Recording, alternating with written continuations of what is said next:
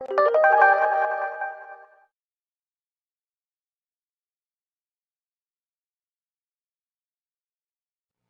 here today to celebrate Constitution Day 2008. We're here to commemorate the 221st anniversary of the signing of our Constitution, which for just over 2 centuries has been the fabric of our nation and a beacon of freedom the world over. To celebrate, it's an honor to have with us Professor Oren Gross of the University of Minnesota School of Law. Professor Gross is the Irving Younger Professor of Law and the Director of the Minnesota Center for Legal Studies. He's been with the University of Minnesota since 2002 and has become one of the nation's most distinguished scholars in the fields of national security law, international law, and international trade. And his talk today is titled, Torturing the Constitution, the Unconstitutionality of Waterboarding. Please join me in welcoming Professor Oren Gross.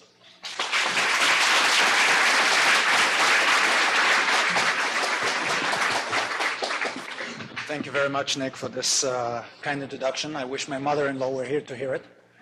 I have to say that I'm a bit worried about the judgment of people here. Such a beautiful day outside. Here we are. It must be the food or something. Anyway, I want to thank you all for coming. I want to thank Professor Tatako for hosting me. I want to thank the committee. Actually, if you don't mind, guys, raising your hands for just a second. I know there's 7 of you, so 3 are sitting here. Where are the other 4? Okay, these are the guys you need to blame afterwards. Okay, so just make sure you know. And Donna Thomas, who's also facilitated my trip here and who was busy distributing the US Constitution to everybody. I put it in my pocket, very much like Justice Black. Although as a resident alien, I'm not sure whether or not it protects me, but we can talk about that as well. As many of you know, law is, among other things, an art of storytelling. And the story that I want to tell today is a simple one, yet a complex one. It's simple in the sense that I could end my talk in literally under 30 seconds. Waterboarding, is it constitutional? No, okay, Q&A, please. But, no law professor will end up in 30 seconds, so we'll go on. But it's also a complex story. And those complexities I want to explore with you. It's a troubling story. It's not a bedtime story by any means. It's a story of individuals, and it's a story of a nation struggling, a double struggle. A struggle against external enemy, and a struggle to maintain the nation and individual's soul, moral compass, ethical standards, to the extent that those exist. It's a story of normalizing what many people tend to think of as exception. It's a story of breaking of taboos. It's a story of unspeakables becoming speakable. It's a story of unthinkables becoming thinkable. And lest you think right off the bat, okay, here's another airy-fairy, tree-hugging, liberal professor who is going to give us the obvious, I also want to mention that I was born and raised in Israel, a country not unfamiliar with terrorism, and served 5 years in the Israeli Defense Forces. So take this into consideration, and what I'll try and do is talk towards the end of my talk today, and hopefully also maybe during the Q&A, about how do we and what can we do to bring the ideals that I hope we all share to the harsh realities of fighting a war against terrorism. Now, there are many ways of telling the story that I'm about to tell. There's the journalistic way, kind of the Seymour Hersh way of telling, right? The chain of command. How did we get to where we are now as far as torture is concerned? I don't want to do that. There is another way of telling the story, and that's what I would call the legal pedantic way of telling a story, focusing on Supreme Court judgments and provisions of bills passed in Congress and going and dissecting them in minute details. Law professors and law students love to do this, and I know there are some law students here. I might call on you later on. But I don't think that that should be of great interest to the crowd here. If it is, we can certainly pick those up in the Q&A. What I want to focus is on some of the broad aspects of the story, and to present it as a story of truly tragic choices. Truly tragic choices that are or can be narrowed down to two questions that need to be considered. One is, can the use of torture ever, and specifically what I would call preventive interrogational torture, that is, torture that is not designed to just humiliate, torture that is not designed to get evidence that you can then use in court in order to convict somebody, but torture that is designed to foil potential future terrorist attacks? Can the use of such torture ever be morally excused or maybe morally justified? And how should we treat this from a legal perspective? So maybe these are two subsets of the one larger question. And the second question that I just hinted to is, should the use of torture ever be legalized? So even if you come out and say, well, torture, yes, should be or may be morally justified or excused under certain scenarios that we might talk about in a minute, should it ever be legalized? Should we write, for example, in the law that the CIA or the military or the FBI can use torture or certain techniques under certain specified conditions? And as I will try and argue, these are two separate questions and should remain separate. Now, the title of the talk today deals specifically with one technique that I will say off the bat, I believe, and I think that most sane people should believe, is torture, and that is waterboarding. Now, if you think of the word waterboarding, or if I were asked to ask you, where were you when you first heard the term waterboarding? We have some sort of a sense of the Beach Boys, Surfing USA, and it's by design. That's the image, right, of water surfing that we have when we hear this notion of waterboarding. Waterboarding was called in the past many other things. It was called water cure, water treatment, water ragging. Now, the idea is very simple. Waterboarding is a technique of simulated drowning. Actually, some say that it's not a simulated drowning, it's actual drowning, that you just stop before it gets to that point. And there are two ways of doing this, right? One, the traditional, the original ways, you put somebody on a plank and you tie that person, mostly him, to the board, and you dip the end of the board in water, getting to feel they're drowning, pulling them out. Do you confess? Can you give us more information? No, go back into the water, in, out, in, out. The more modern way in which waterboarding is used is by putting a towel or a rag on the face of the person who's subject to interrogation and pouring water on the face. And what happens is that basically you're breathing water. And you have the sensation that you are drowning. And by all accounts, most people can endure this for a relatively short period of time. As a matter of fact, one of the people that have been, and we know, have been subject to that technique, Khalid Sheikh Mohammed, who is considered to be the mastermind of 9/11, gained reputation and the admiration, the perverse admiration, if you will, of his interrogators when he could withstand waterboarding for 2.5 minutes. Most people can take it for 15 seconds, 30 seconds, 2.5 minutes. Wow. Now, waterboarding has been used throughout history. Has been used by American soldiers and against American soldiers.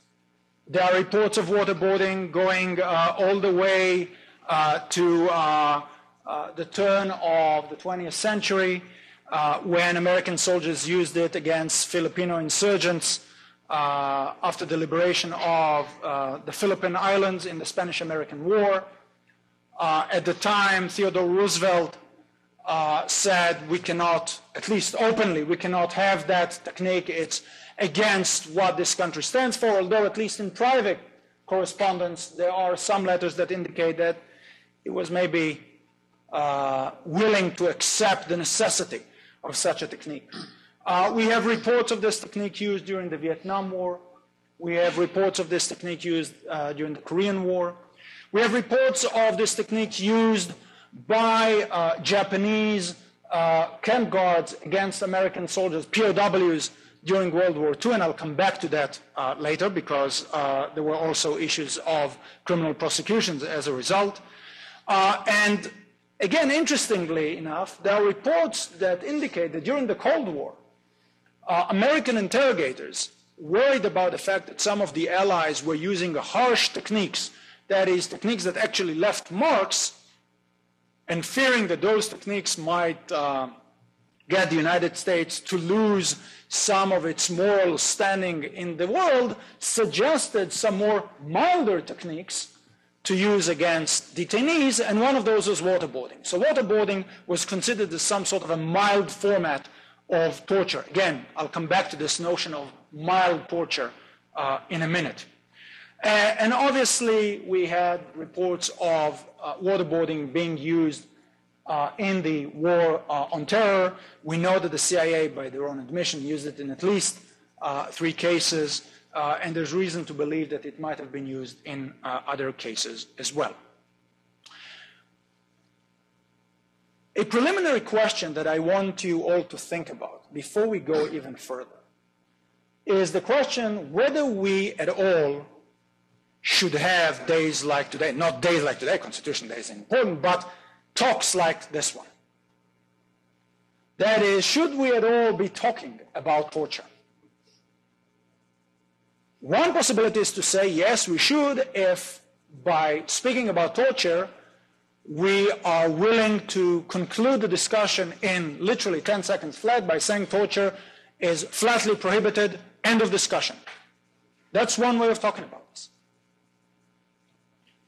But if in a conversation like today we'll talk about ticking bomb scenarios, again, the question of should torture ever be used or not, there is the danger, some say, that the mere conversation, the mere fact that we are engaged in this speech about torture, that we make, again, the unthinkable become slightly more thinkable. William Twining once wrote a big philosophy of law professor, wrote, "Philosophical analysis of the problem may provide ammunition which could be used or abused by those who seek to justify actions which reflective and reasonable men would condemn without qualification."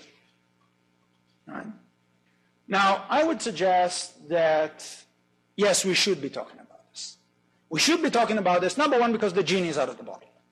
Whether or not you like it, whether or not you feel that torture should never be used, the genie is out of the bottle. Everybody's talking about this. Torture has been used. And I'm saying this advisedly. Torture has been used. Waterboarding is torture. But the other reason why I think we should talk about this is that the alternative to talking about torture is not that torture will not happen.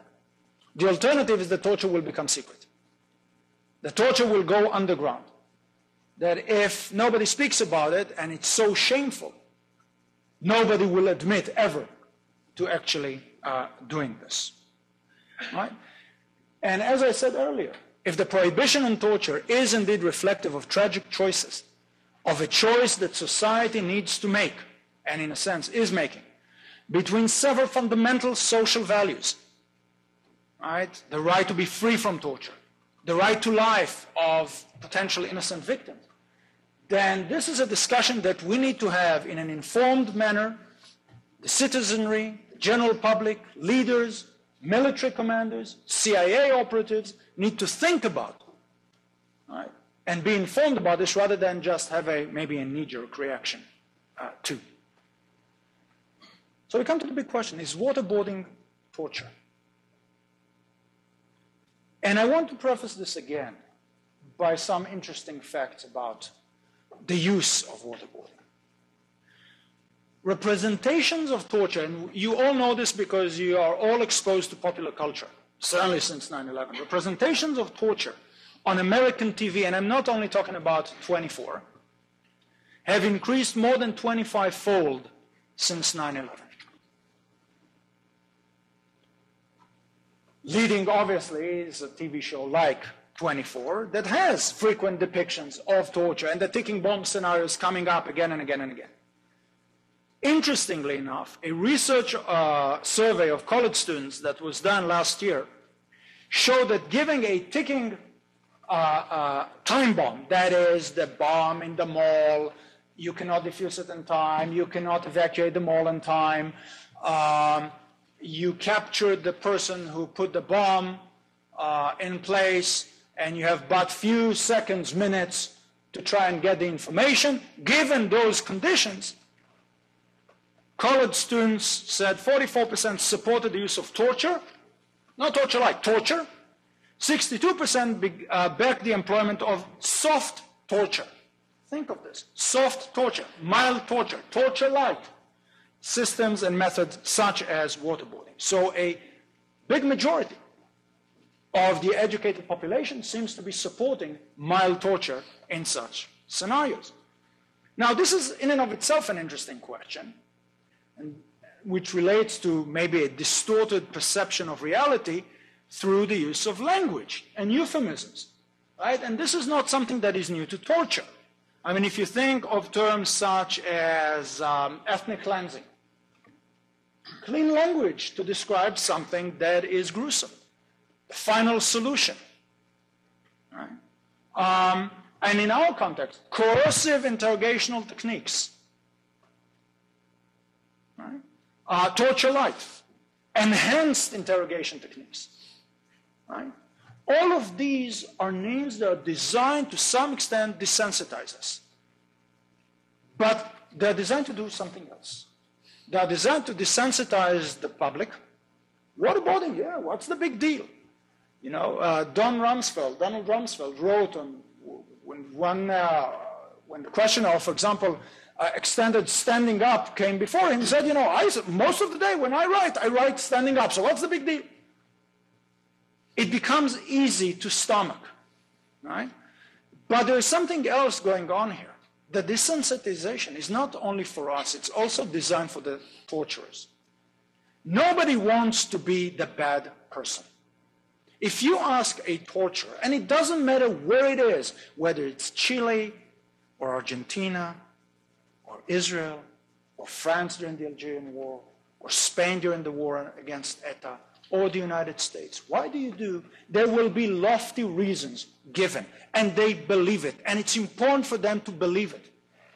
There is an interesting study that was done on how torturers in Argentina and Chile went to Catholic priests and asked them whether what they were doing was okay, and the priests came and said yes, and the torturers went and did their gruesome job with this good feeling. What we're doing is really important for the nation.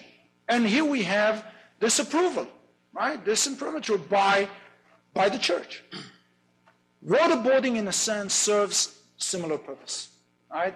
Creating some sort of inside lingo, some sort of between dark humor, if you will, and some ability to distance yourself from the reality of what it is that you are doing, right? When you think, though, about legal definitions of torture, the situation is quite clear. And we have all been exposed to what I would call definitional hocus pocus. The torture memos, the infamous torture memos, are definitional hocus pocus. Trying to make distinction where something is not torture, it might be cruel, inhuman, and degrading treatment. As if cruel, inhuman, and degrading treatment is okay. Right? If you read the torture memos, that's the conclusion. We don't torture, we do CIDs. There's also acronyms to all of this stuff, because acronyms, again, help you distance. Right? You do CID, you're okay, you're on safe ground. Right? Forgetting in the process, among other things, that international law, and that's still something that the US is bound by, right? International law explicitly prohibits not only torture, but all forms of cruel, inhuman, or degrading punishment. Human rights conventions that the United States is signatory to, Humanitarian law, that is, conventions that pertain to the laws of armed conflict, are very clear on the point. You cannot use torture. You cannot use C.I.D. No matter what. And the human rights conventions are very clear about this. Torture, or the prohibition on torture, is a non-derogable prohibition. That is, you cannot derogate. You cannot somehow scale it back, even if you are faced with a public emergency. Right? So the drafters of those conventions, to which the United States is a party, full well recognize that public emergencies, wars, create pressure, huge pressure on leaders and public officials to scale back human rights. International law explicitly says the answer to that is no. And that is true of, and in a sense, the prohibition on torture in international law obtained a status of what is known as jus cogens. That is like the peremptory norms of international law. This is the constitutional norm of international law that you cannot change, you cannot detract from, you cannot derogate from. And indeed, no country ever in the history ever came out and said, we torture. Why? Because we like it. When you hear countries speak, when you hear leaders speak, when you hear Dick Cheney speak, and I'll show you in a minute that it doesn't matter which side of the political spectrum you are, and hey, we are in Ohio, I know that you need to be careful here, right? Nobody ever says, we torture because we can. We torture because, it's our right to torture. No. What you always hear is, A, we don't torture. Whatever it is that you say that we do, we don't do. Or, if, okay, well, you caught us red-handed, it's not torture. That's what the torture memos are about, right? Yes, well, those techniques are really not torture. They are less than torture. They are permissible, right? Now, think about this. Torture, CIDs, are prohibited under international law, and not only are they prohibited, they are criminalized under international law.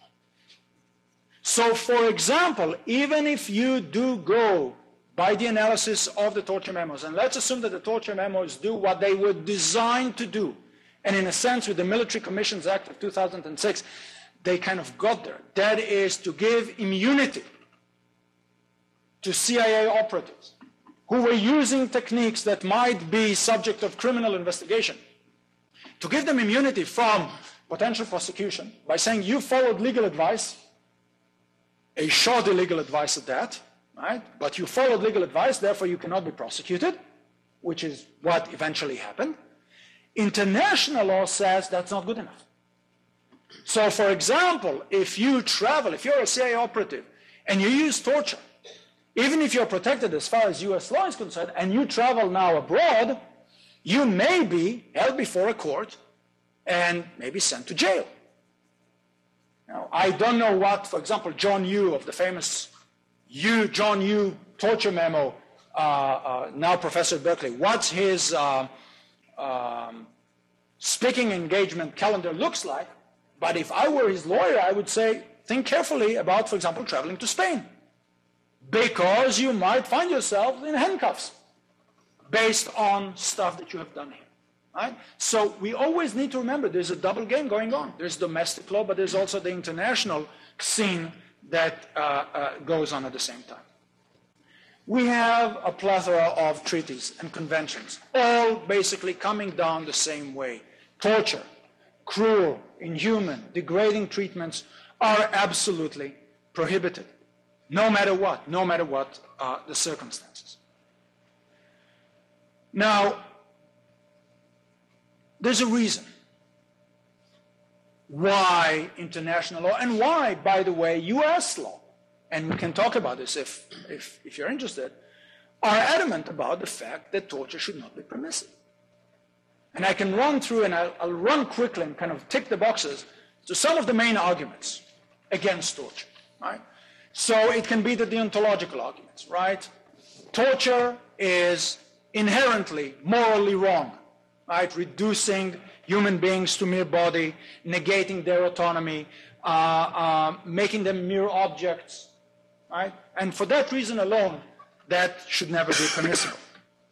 But you can think also of pragmatic reasons why torture should not be permissible. There are arguments about whether torture is effective. Right? At all, whether you can actually get anything by using torture. This is an interesting question, and nobody can really tell, because part of the problem is if you're using torture in interrogation in order to prevent a crime, how do you know whether or not a crime was prevented? Right? You know if something happened, if a terrorist attack happened, but how do you know if a terrorist attack was foiled apart from just saying, the CIA comes and says we foiled the terrorist attack? Well, how do you know that? Right? Go figure. But there are other reasons, right? Symbolism. There's a symbolism that is involved in saying you shall never torture people, right? Human dignity, fundamental rights and values should always be kept. There's a value in educating not only your own general public, but the public in other countries. How can we come to other countries and say, you should uphold human rights, when they can come and say, listen, hey, we didn't write the torture memos, you guys did, right?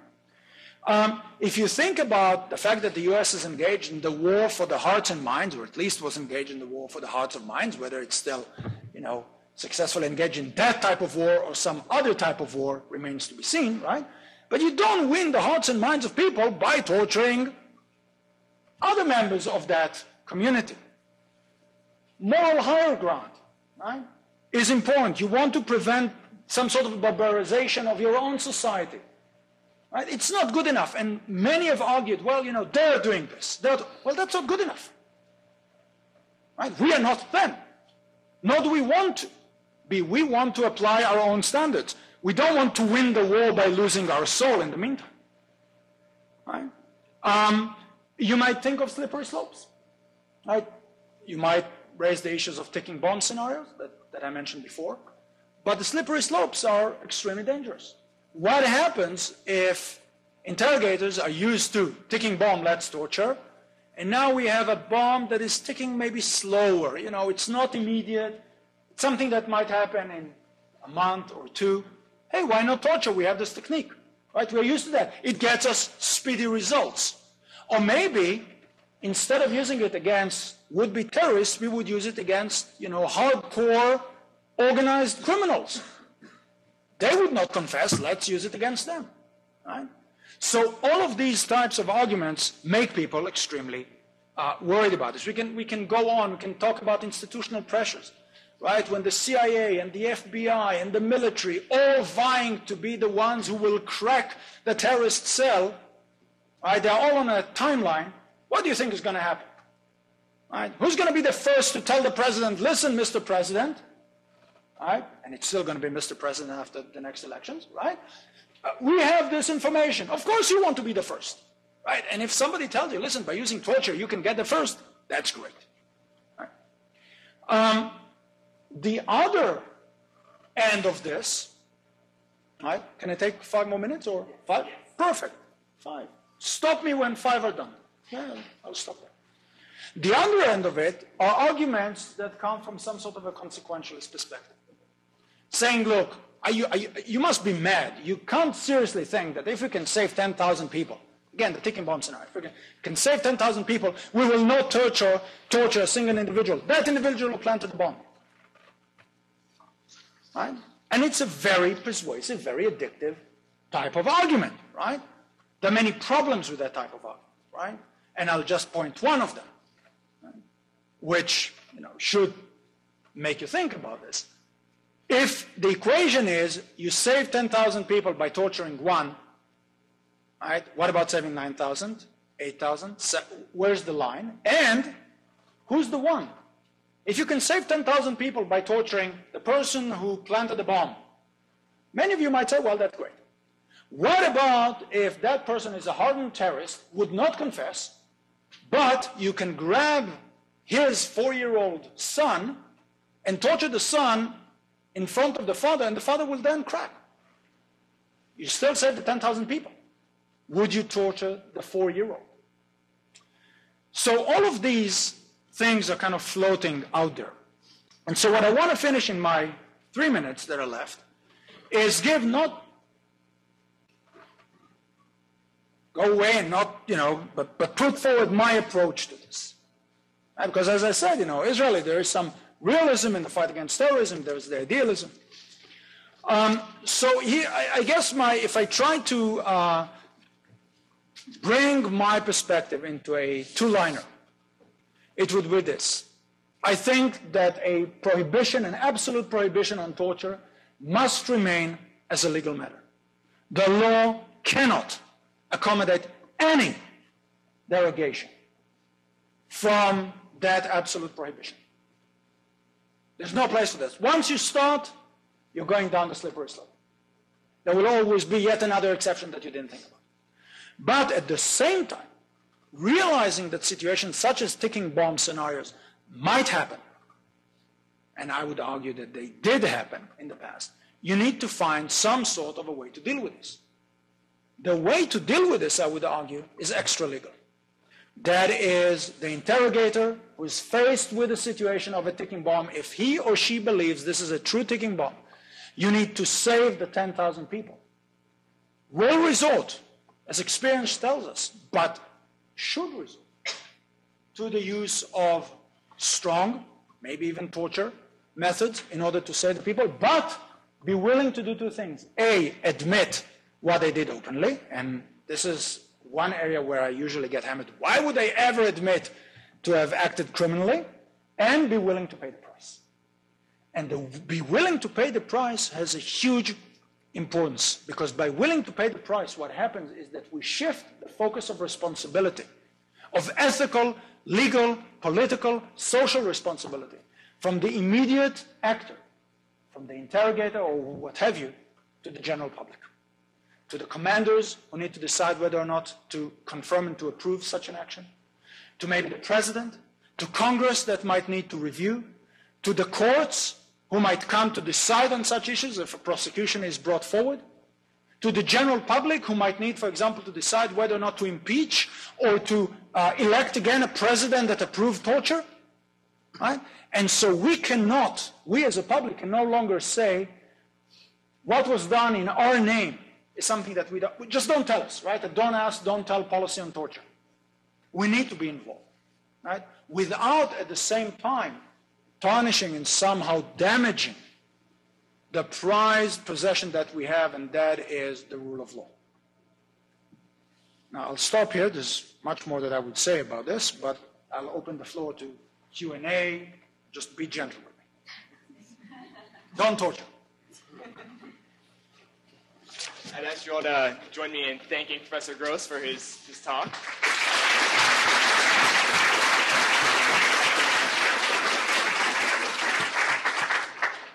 Now, the next part of our program allows for questions from you, the audience, for Professor Gross.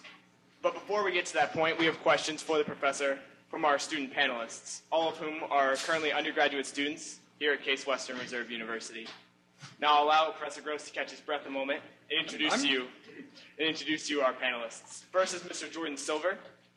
Now, Mr. Silver is currently a senior, majoring in political science and sociology with a minor in public policy. Sitting next to him is Ms. Hema Krishna. Ms. Krishna is a senior majoring in political science and biochemistry. Finally, sitting next to her is Mr. David Mattern. Mr. Mattern is a junior, majoring in mathematics, English, and political science. And with no further ado, I'll turn the floor over to Mr. Silver to ask the first question from our student panel. Thank you, Mr. Bader and Professor Gross. Alexis Tocqueville, he famously wrote that political questions in America inevitably become legal ones. And so I was wondering that in your essay you speak about the possibility of society giving ex post ratification. What is preventing that societal ratification from becoming more leeway under law to torture? Okay, so let me just quickly repeat and maybe shift the question a bit, which is what law professors tend to do, right? Like, if the whole notion of this extra legal is that you turn eventually to society and say, okay, society, what say you? What do you think about what happened, right? Whether it's, again, through the courts or otherwise, what prevents this turning around from then creating legal precedents, in a sense, right? I would say a couple of things about this. First of all, it might. Legal precedents might actually crystallize as a result of turning and returning, for example, to the courts, time and again, or to Congress, right? And maybe to some extent this is already happening now, right? So for example, the Military Commissions Act gives immunity to those interrogators who acted based on legal advice, gives them immunity, ex post. In a sense, this is legalizing, right, without saying, oh, what you did was legal, giving them legal immunity from operating. The same can happen when courts act, but I would say this, there's a difference between courts acting ex post when the situation is unclear to start with, and courts or the legislator acting ex ante. There are several reasons. One is if you have legislation that says you can torture under the following circumstances, X, Y, and Z, it's very easy for an interrogator to say, okay, do I fall within A or X, Y, and Z or not, right? I have, or to go maybe to the courts ex ante and say, listen, I want your pre-approval. And there have been such suggestions, and there are countries where such things happen, where interrogators went to the court and said, we want your pre-approval to torture. And court said, okay, then, fine, go ahead, torture, just don't kill them. Or maybe kill them, depending on the court, right? There's a difference between this and going to the court and saying, in a sense, some sort of a necessity defense. The advantage of defenses such as necessity is that they never turn into law, right? They never turn into law. You break the law. By breaking the law, the court is not going to say what you did was legal. Because the court cannot say there is a prohibition on torture. There is no ground for the court to come and say what you did was lawful. The only thing that the court might possibly say is, okay, you have some sort of a necessity defense based in the specific case, specific circumstances in front of you. Right? The chances that those will be repeated is extremely small. So, is it a perfect solution? No. Is it better than saying in advance, go and give me the pre-approval? I believe so. Is that kind of answer? Yeah. My second question is, actually, can you hear me better now? That's like a Verizon thing. Pardon? Oh, sure. I'll ask a question. Somebody. Okay, Professor, you argue that torture should never be legal, but nothing under American law is ever absolute. The freedom of speech, for example, doesn't mean that you can yell fire in a crowded building. Right. The right to bear arms doesn't mean that you can take a gun into an elementary school. So the purpose of an open democratic system is to ensure that limitations on rights are reasonable and truly serve the public good. Wouldn't making torture extra legal and placing its regulation in the hands of government officials counter the principle of a marketplace of ideas on which this country is based? I don't think so, and I don't think that it's true to say that nothing is ever absolute. And by saying that, I'm not going back to the good old days, really, of Justice Black, who used to pull out the Constitution and say, freedom of speech is an absolute right. Let me give you some examples. Slavery. I don't think that you can balance the prohibition on slavery against anything, no matter what the circumstances are. And international law, by the way, says the same thing. Slavery is absolutely prohibited. I believe that in a decent society, and I still think that the United States is one, right, despite the attempts of some to tarnish that. Right? Things like prohibition on torture have no place to be balanced. Balancing is extremely dangerous. It's seductive. To talk about balancing, talk about security and liberty, it's seductive. And it's this seduction that I want you to some extent to think about and maybe to resist. Because balancing has a proven ability. Whenever crisis comes, you always balance in one direction and one direction only. And that is towards more security and less liberty. I'm yet to see a government saying in time of crisis, you know what, we'll give you more liberty. Security, not security, we don't care that much. Never happens. Never happens. And so the impetus to be, if you put this into the balance, right, you almost ensure, almost by definition, that you will have more torture that is necessary. Even that is a problematic sentence to say, right? So I think I would argue with the premise that there are no absolutes. I think there are. Genocide can be another absolute if we think about this. And I think that the prohibition on torture is and should remain. And as a matter of fact, it is under American law an absolute. It is under international law an absolute prohibition, no matter what. No exceptions, no circumstances under which you can derogate from.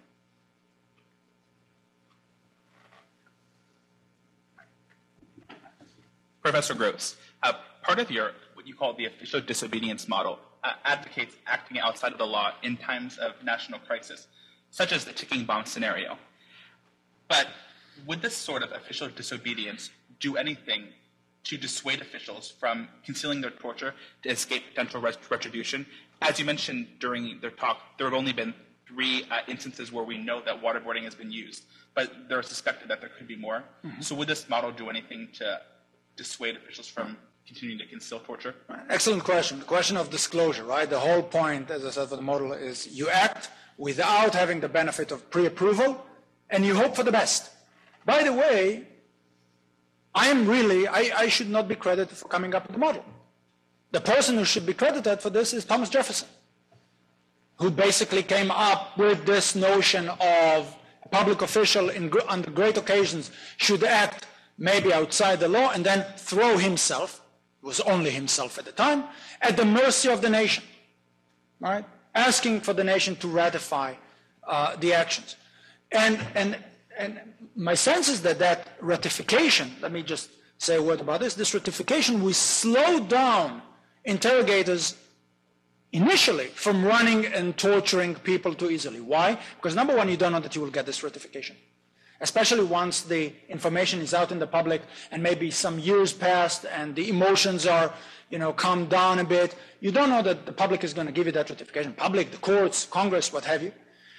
Even if you do get that ratification, you don't know it's going to be comprehensive. As I said before, you might get ratification domestically, but internationally you might be held before a criminal court, or you might get ratification against criminal prosecution, but not against, for example, civil litigation. But the question still remains, what incentive would an interrogator have of disclosing the fact that they broke the law, right? And I would say a couple of things on this. Number one, there is a strong incentive because in our society, everything comes out. It might take a year, it might take a month, it might take longer, everything comes out. And if you did not come out yourself and openly opened yourself for this type of investigation, or sought Congress to give you immunity, you might not get it later. It'll be too late. If the New York Times exposed your deeds and you did not go of your own volition to Congress and said, please give me an act of immunity, right? As the Military Commissions Act, in a sense, did, right? It might be too late to do this later.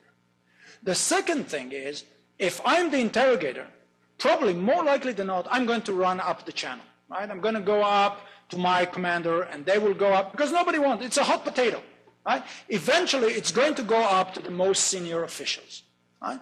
President, and so on and so forth. And this is what happened in real life. Most of these hot potatoes rolled up. Now, the interesting thing about those high senior officials is that they care, whether they say this or not, but they care about their place in history. Right? So if they're exposed again down the line, my sense, that will be some sort of a break. Again, is the perfect break? Will people try and have their acts in secret? Sure they will. They will be exposed. Again, example from my own country, from Israel. The General Security Service for years to torture people, Palestinian detainees, and to lie about this in court. And basically there was a closed network of GSS interrogators that, they all knew, they all winked to each other, and nobody knew about this. They could do this for a year, for 2, for 3, for 5, and then they were exposed. Right? And they were exposed through investigative journalism. It's part of the name of the game.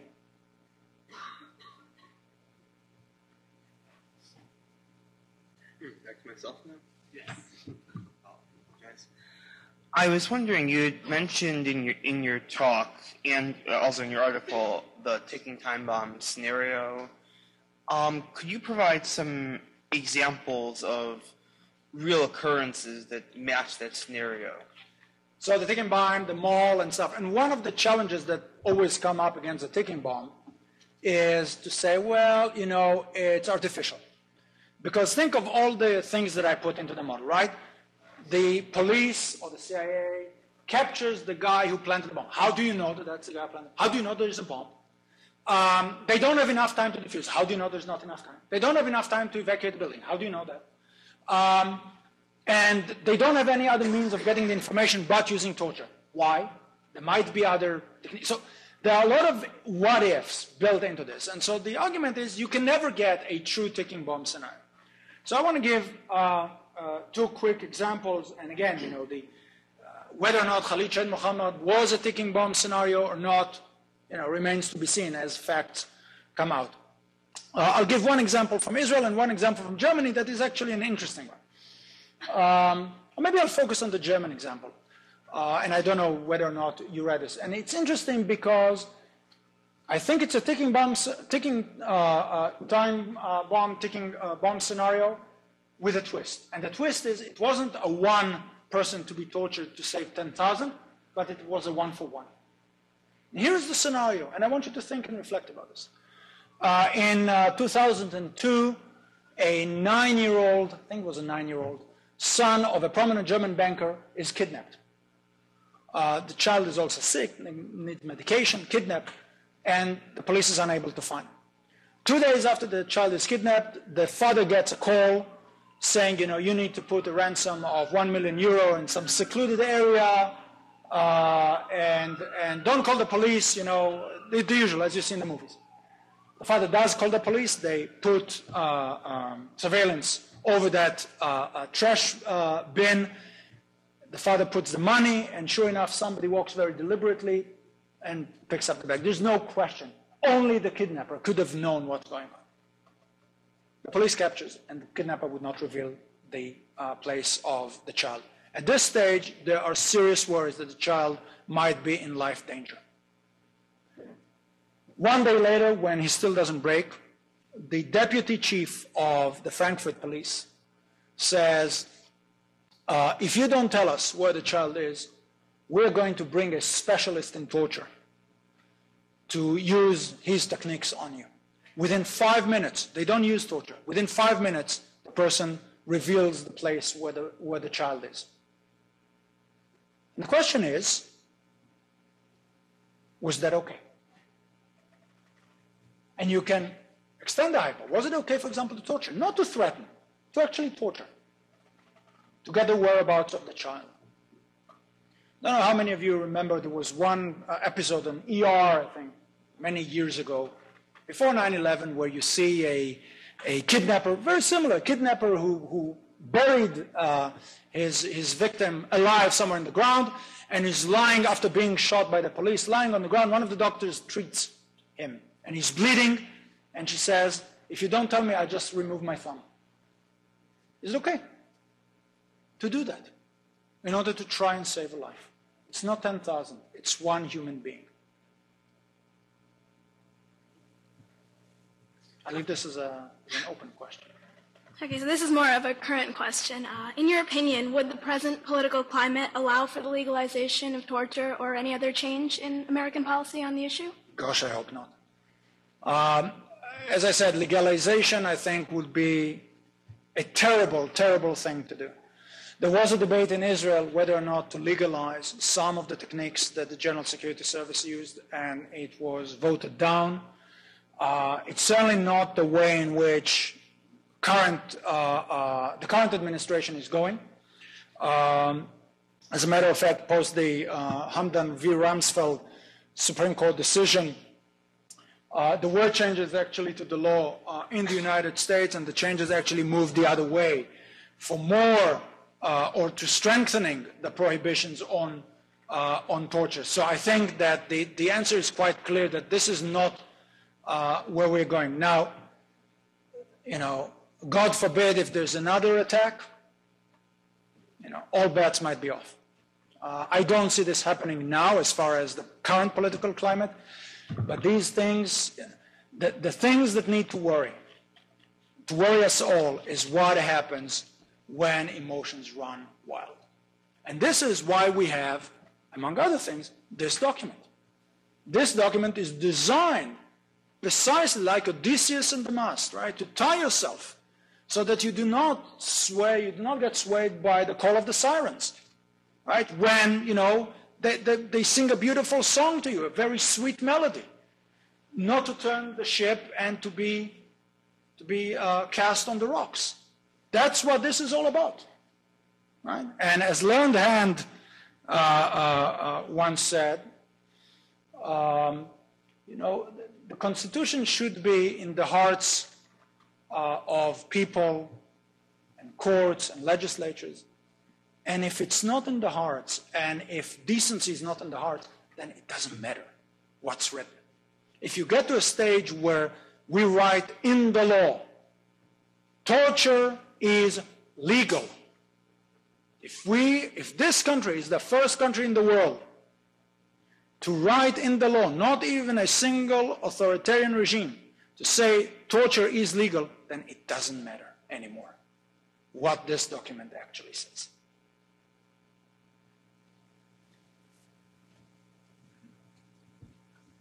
Professor Gross, as part of the way to reconcile the pragmatic possibility of the need to deal with a ticking bomb scenario with the need for an absolutist ban on torture within the law, you advocate for this official disobedience model. But by openly disclosing torture, officials would be willfully saying that they ignored both domestic law and international law. But you also argued at the end of your discussion that the official disobedience model would ultimately lead to more respect for the rule of law. Could you elaborate on this a little bit, please? Yes. So some sort of a strange notion, right? Breaking the law to save the law, right? Here are the two poles as I see it. One possibility is legalization, right? Which, as I see it, is basically bending the law to accommodate it to the pressing needs of the hour. The problem is, of course, when those pressing needs are passed, you're left with a bent out-of-shape law. And we can tell many stories and many examples of this happening. I remember talking about the USA Patriot as it just passed and in another law school and saying, this is going to be now on the books for time immemorial. And I remember one law professor jumping and saying, oh, but there's sunset clauses. I said, sunset clauses? Ignore them. When the time comes, no administration is going to say, well, we take the risk that something happens and we remove the USA Patriot USA Patriot Act from the books. Sure enough, it is on the books. You didn't need to be a rocket scientist to guess this. Right? So there is that element of bending. Under my suggestion, the law stays. So in a sense, when you go back to normal times, you can take the tools, your traditional rule of law, your basic norms, unchanged, and use them, right? Now, so the breaking of the law here, especially if you get punished, right, by that, is something that actually says, listen, we respect, we understand that there is a prohibition. We do not tinker with that prohibition. If you will, marketplace of ideas. If you, society, think that we should tinker, if you want to legalize torture, it's up to you. Right? It might say something about society at large. But we don't say torturing is legal, torturing is lawful. What we are saying is openly, we broke the law. By saying we broke the law, we also admit that this is the legal norm, right? By if you will, when somebody kills and argues self-defense, this is not breaking the law. Right? In a sense, that's upholding, right? Because what you're saying, when you're saying I killed in self-defense, is you admit killing is impermissible. You're playing by the rules. If that's what you do, right, you're not trying to seek and subvert the legal system. Especially, again, as I said, if you get punished for what you did, right? In a sense, if you want to think about it, and let me just say a word and stop there. The concept of official disobedience, in a fundamental sense, is exactly the same concept as civil disobedience for public officials. Right? The same way that if you think a law doesn't, there's something that enrages you about the law, or a certain law doesn't seem to apply, you might take the course of civil disobedience and be willing to pay the price. In a sense, official disobedience is exactly that. But rather than citizens at large, it's public officials doing this.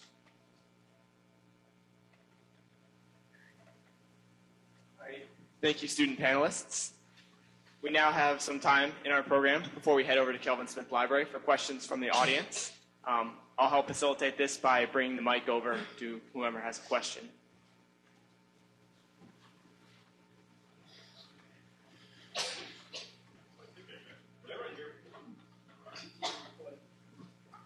How's that? Is that good? You're being put on tape as you speak. Okay. Well, thank you, Professor Gross, for being here. I'm Jeffrey Stevenson from the Department of Philosophy. So I'm having a tough time, and if I'm going to torture what your claim is, what your suggestion is, then please correct me. So the idea that if you're going to base this on the civil disobedience model, then the implication of what you're saying then is that everybody accepts that what has happened, if we've got this open society, everyone's discussed it, we all acknowledge it, we should do this thing from a legal point of view. However, from the civil disobedience model, you're saying, but there is some sort of higher law, some sort of higher ethical or moral impulse, which then directs us to violate whatever the law is. So am I to take it that what you really are saying is that it's somehow morally acceptable, even though we know it's against the law? Well, it's an interesting question, whether or not this is morally acceptable, right? And I used earlier, I said morally excused and morally justifiable, because these two are also different things. What do we mean by excused or justifiable? So, but I'll use the acceptable. I mean, I think that the question of is it morally acceptable is a very interesting question. And in a sense, I leave it open. I leave it open because it's not for me to decide this ex ante. Right? Whether, for example, if you come from a philosophical perspective of consequentialism, right? You might say, yes, it is morally acceptable. Indeed, that's the only way to go about this if it's the 1 to 10,000 ratio, right? Or the 1 to 9,000 ratio. All I'm saying is this decision should not be made ex ante, should not be made in the law ex ante, because we don't know what circumstances are going to emerge, and should not be made also by some sort of a pre-approval. Rather, it should be for each and every individual, interrogator, up the chain of command, to decide in any given situation how they feel about this, right? Do they think it's morally permissible? Now, the reason why I'm saying how they feel about this is by saying this, we add a huge element of uncertainty.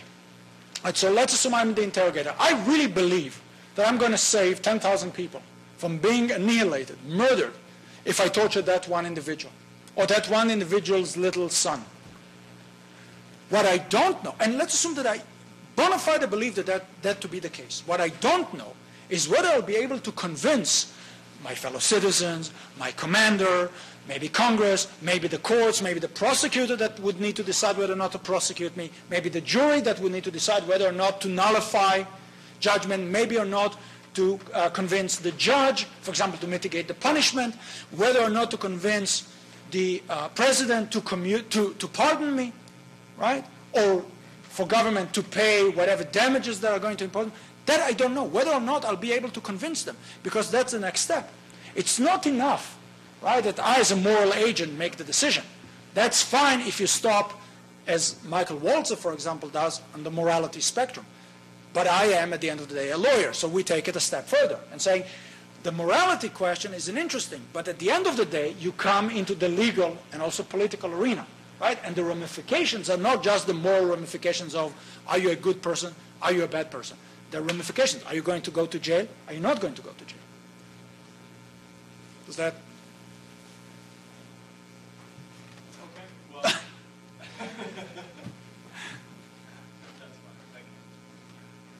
Professor Gross, first of all, Professor Gross, first of all, thank you for coming. I really enjoyed the talk. Thank you. After listening to it, though, I'm still grappling with a lot of the same issues that you spoke spoken about, but one thing kind of stuck out to me in my mind. It seems that, and you can correct me if I'm wrong, we're almost creating a culture of fear among the people that are going to be doing the torture, that they need to fear the ramifications. And while that sounds like a good idea, what could be the result of that? I could see in the future us creating sort of merchants of torture, like we've been outsourcing our torture to Egypt. And so if this becomes a result of the culture of fear that we create with the torturers, does that make it less of a good thing? Right.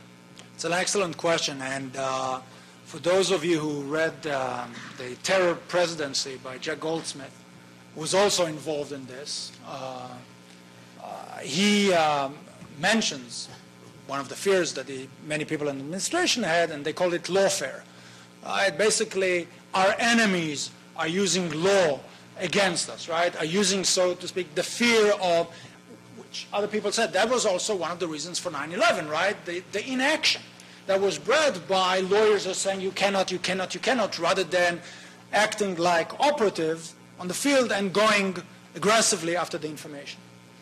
And I think there's a lot to it, right? There is, as somebody said, there is a risk of under-torturizing. I mean, again, if you think about that, it's a bit mind-boggling concept, right? Under-torturizing. That is, you do not act in a way, you do not act aggressively in a way, in a situation where you do actually need to, right? And I'll leave aside from the issue of rendition. I think that's a valid fear, right? And I don't know how to quantify it. And I don't think anybody knows how to quantify it. But all I would say is, as somebody who needs to come and decide, would I rather live with a fear of over-torture, which I think is what experience tells us is going to happen, or under-torture, I will take the latter. And I think that decent societies have got to, they don't have a choice in the matter, but to take the latter. Now, with respect to renditioning and using or contracting, farming out, I also teach international trade, so that brings the two together, right? So globalization of torture, right? I think we see this. But the lawyer would answer quickly. It doesn't matter. The fact that you send your unlawful act somewhere else doesn't exonerate you, right? So under international law and under domestic law, right, renditioning, doing the extraordinary rendition, I don't know what's a regular rendition, right? But doing extraordinary rendition to other countries does not exonerate, right? You cannot say, for example, if you are higher up in the general command, you cannot say, okay, you know what, I'm not going to torture, but Joe Schmo torture, right, down the CIA, for example, channel. The same way you cannot say, I'm not going to torture, but Muhammad in Egypt, you go and torture. If you send somebody in your custody to those countries, you cannot basically be exonerated from your liability, from your legal liability.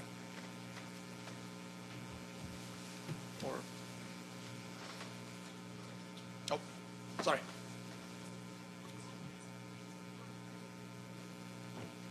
Hello. I have a specific question on a court case from 2006, Hamdan v. Rumsfeld. A part of the holding in that case is that enemy combatants held in Guantanamo Bay are allowed to use the Geneva Convention as part of their rights, and that is an international law which, of course, prohibits the use of torture. In your essay, you wrote that the courts do not need to worry because if the situation is serious enough, there's always the possibility of government officials acting extra-legally to protect the nation and its citizens. Yet it seems that the courts do need to worry about issues like this, especially since torture is on everyone's minds. Right. Again, an interesting question. I would maybe broaden it to kind of the role of the courts, right? And we talk about it through Hamdan. I would say, I would preface maybe my answer by another observation. And I think that observation holds true regardless of cases such as Hamdan. And that is, time and again, in the history of this country, in the history of countries around the world, and, give me a country, I'll give you the history, in that context, courts have been woefully adequate to deal with situations of crisis. That is, courts tend to do one of two things. Either say, that's a political question, we're not deciding, or, perhaps even worse, saying, okay, we are deciding, and 99% of the times come down on the side of government. And frequently what we have is we have those landmark cases. So we have cases like Hamdan, and everybody's saying, oh, well, look how robust the judicial system is, and they tend to forget all the other non-Hamdan cases, and there are many more of them, where the court actually goes with the administration, with the government. And Supreme Court justices made this observation. Scholars from other jurisdictions made this observation. Courts have a problem of dealing with insufficient information. If you think about this, if a CIA operative comes before a court and says, listen, if you say we cannot torture, if you get involved in this, then the next time there's a terrorist attack, it's on your head. And we'll be making, I'm sure that everybody in the public knows this because your opinions are public. Very few judges are going to stand and say, well, you know what, we don't take your word for it. Okay? We don't take your word for it. So courts, we should put confidence in courts, but up to a certain point. Okay? And I think that courts are in a precarious situation dealing with those issues. Now, yes, questions like this are going to come to courts. And then one of the questions that we need to think and to ask ourselves is, what are the outcomes? Because if situations such as this would come, let's assume Hamdan came. Hamdan is a 2006, as you correctly noted, case. What if Hamdan, instead of coming up in 2006, came up in 2001? I am not sure at all that the decision would have been the same. At all. If it came up in September 2001. The problem is, and going back to Mr. Silver's original point, once the courts get involved, if they do the balancing wrong, this is then a precedent on the books. And I can mention one word, and I think that would make the claim, Korematsu. The famous internment case of Japanese Americans during World War II. Supreme Court decision, never overruled. It's still, in a sense, on our casebooks. And as a matter of fact, post 9/11, there have been those who say, well, actually, it's not that a bad decision in times of crisis. This is, I'll remind you all of the words of Justice Jackson, one of the great justices on the U.S. Supreme Court, who said, it's one thing, in a sense, I'm paraphrasing, it's one thing for the military to come and engage in this internment.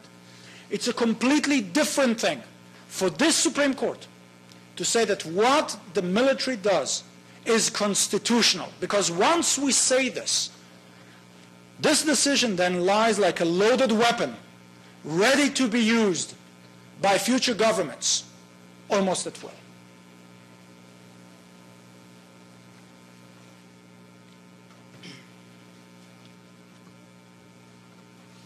Mike behind you. Okay. By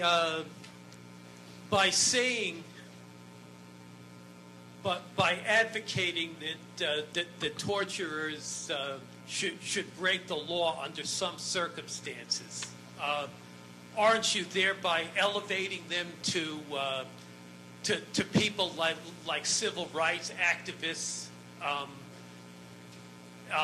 being like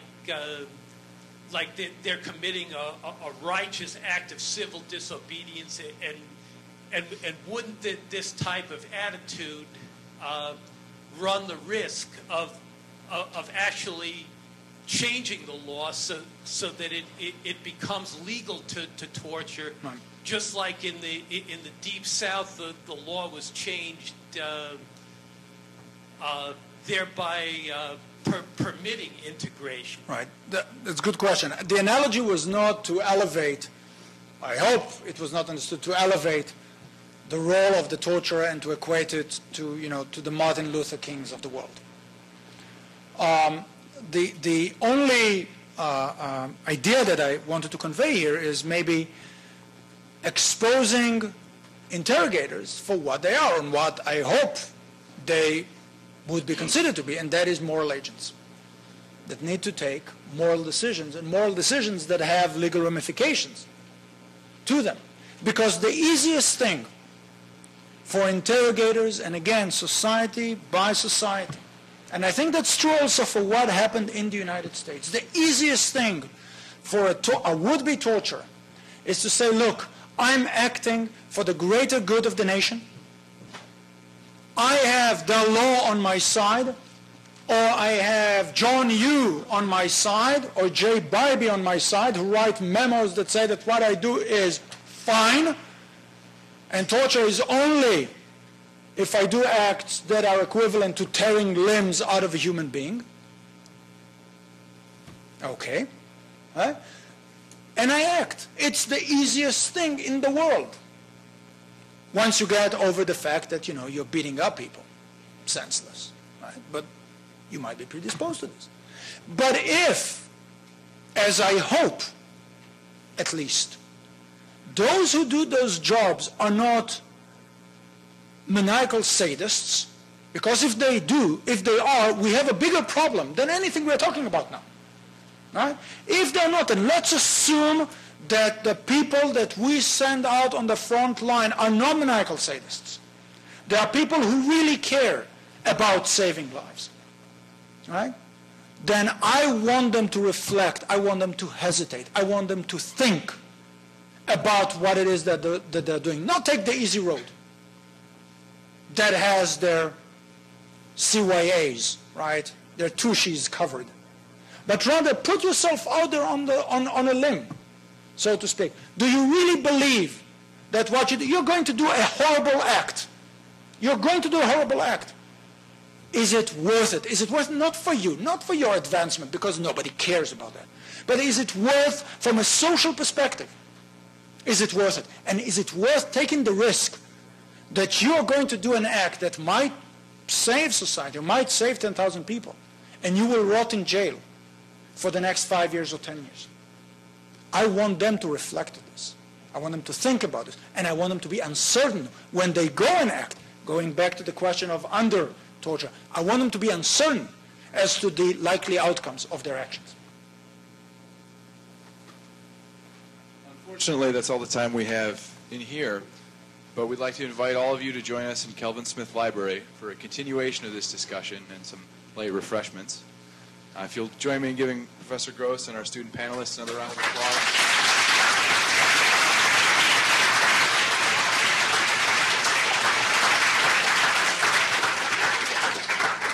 And on behalf of the Constitution Day Planning Committee, I'd like to take a moment to recognize all the people that helped make this possible.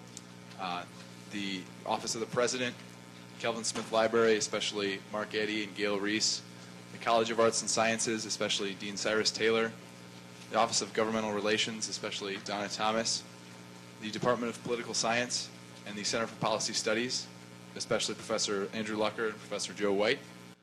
And again, hope to see all of you across the way at Kelvin Smith Library. Thank you very much for coming.